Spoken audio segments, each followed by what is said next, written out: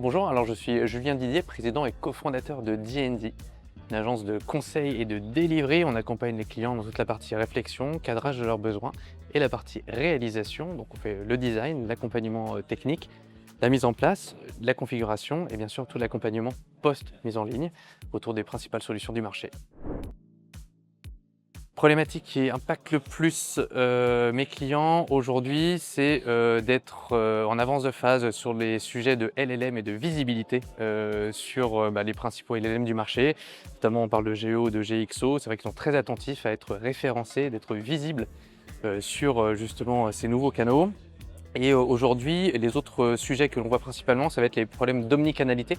Donc on en parle depuis des années et c'est vrai qu'il y a énormément de chantiers en ce moment sur des réflexions de mise en place d'OMS, car il y a plusieurs évolutions dans le marché et en fonction de la maturité des clients, et les sujets d'OMS sont très prépondérants. Et enfin, pour orchestrer tout ça, toute la partie gestion des flux, qu'on peut résumer sous forme d'outils qu'on appelle les ETL, qui permettent de gérer le flux d'informations entre l'écosystème digital.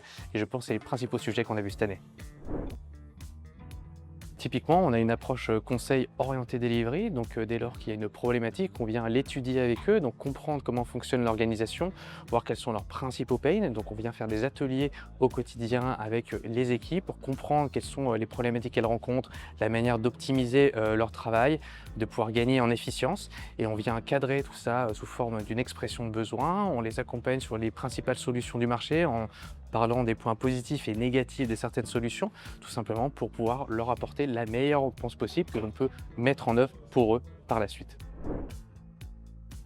Succès client, on en a plusieurs. C'est vrai qu'on a fait pas mal de belles réalisations jusqu'à maintenant. On travaille pour Palais l'été, on travaille pour Lancaster, pour Manucuriste et également de très belles marques de montres comme Bell et Ross qu'on est très fiers d'accompagner aujourd'hui.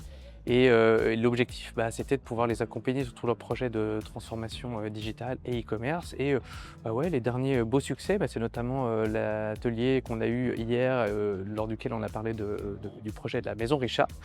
Donc toute la partie vin et spiritueux et café.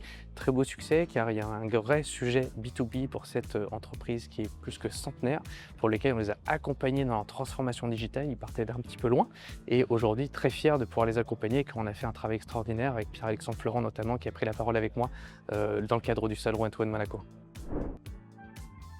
L'avenir du commerce, typiquement, je pense que c'est l'agentique. Je pense qu'à peu près tous nos clients nous en parlent et ils nous posent la question de quand est-ce qu'on pourrait être en agentique commerce. Et typiquement, c'est des choses qu'on essaie d'anticiper au maximum. On va essayer de leur apporter déjà de la visibilité sur les principaux LLM du marché et puis les accompagner bien sûr dans cette transformation qui est certainement une prochaine étape et on est impatient pour la découvrir avec eux.